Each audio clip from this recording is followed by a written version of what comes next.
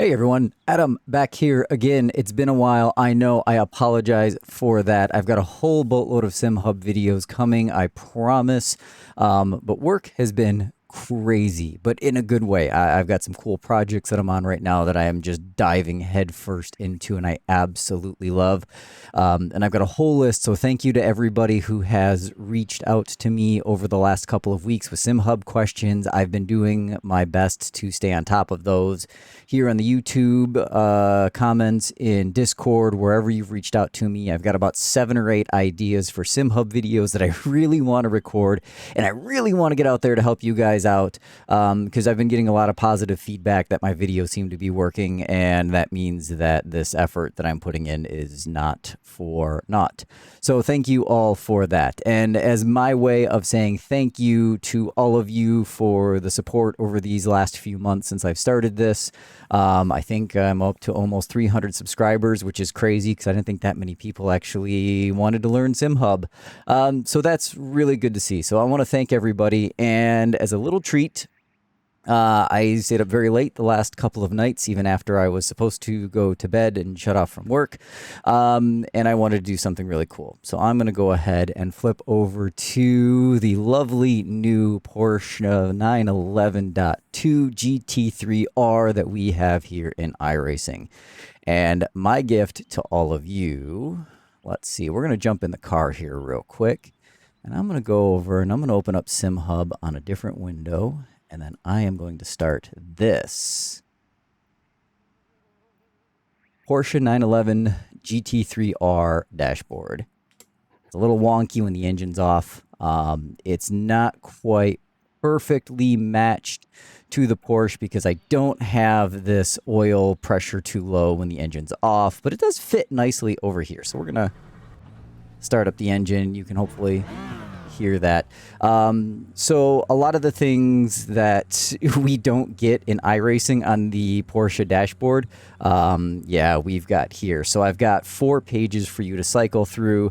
The first one is it's labeled Race 2. I've got some images of the real world GT3 R that races in the GT World Challenge series. So this seems to be the main race page. I really like this one. Now, some of these functions are just there. Like, I have no idea what the TH-S-1 is down here. Not a clue, but it's there in the real car, so I put it here on this one. You can replace that to be some other value that you want. But for the 4 pages, we've got our Race 2 page. I've got a little thing that will kind of flash to show you when you're doing your high beams, if you can see the blue-green there.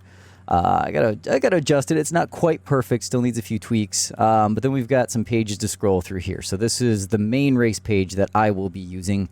Lap time, time delta, predicted lap, fuel levels, and all that good stuff that you need to know. Your traction control and ABS level settings are down there on the bottom. One of the things you don't get in the iRacing Porsche 911 GT3 R is this alert right here when you tweak your brake bias, when you tweak traction control, ABS settings. I've got an alert window that will pop up. This, according to what I've seen, matches the real world car as close as I can get it in SimHub. Next page gives us very similar things as far as lap times go, but then it gives us brake temps. It's iRacing, so brake temps are kind of a thing. We've got a qualifying page with your lap time, fuel level, predicted lap time, and then this wonderful group of bars right here is a delta. So if it goes to the right, that means you are doing really good. If it goes to the left, it means you're doing really bad. Just to match, kind of very similar to the red-green delta bar that you get up here by default in iRacing. This doesn't go red-green because the real car doesn't. It's just white to the left and to the right. We've got your oil temp on this page, water pressure, again, lap timers, predicted lap, and when you do cross the line and complete a lap, the lap timer will freeze for, I believe I have it set for 3 seconds to show you your previous lap times. There are no, what what was I going to say? There's no relative on here. We do have some gray space in here. I might add an extra box right over here so that it's very symmetrical with the one on the left, so that we could have gap to driver ahead and behind.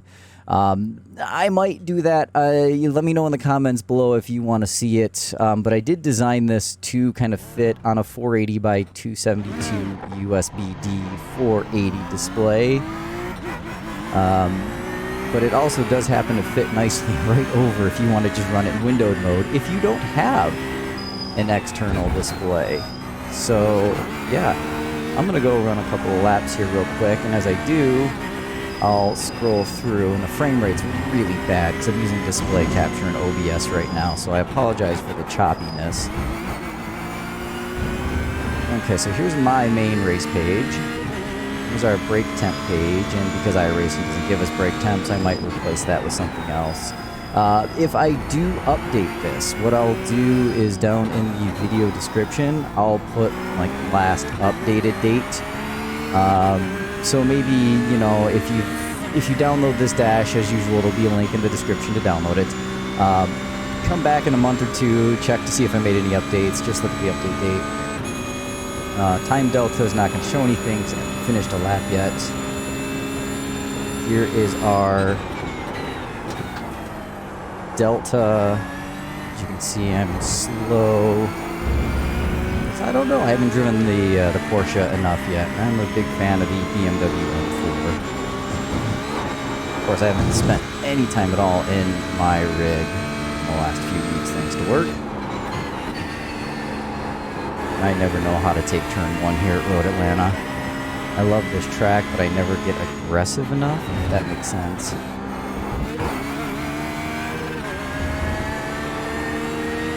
I know last night when I was doing this, I tested this out in a VRS session, and the fast guys were doing 19s, I was doing 20s in the BMW, and I felt pretty good about that.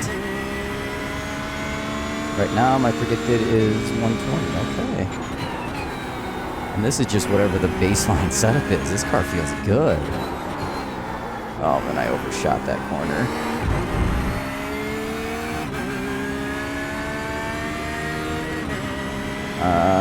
Time delta, it's the no reference comment, as you can see there.